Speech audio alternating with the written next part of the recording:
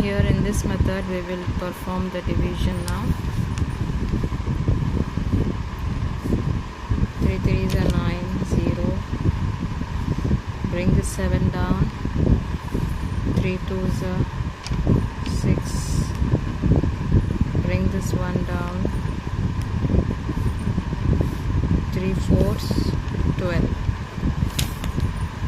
Now coming to this new method, we will write this 972 here. Now we need to divide it by 3. So this 9, when it is divided by 3, answer is 3.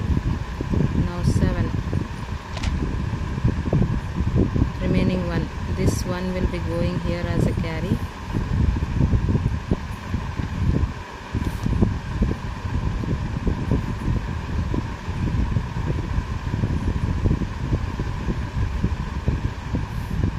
So the answer is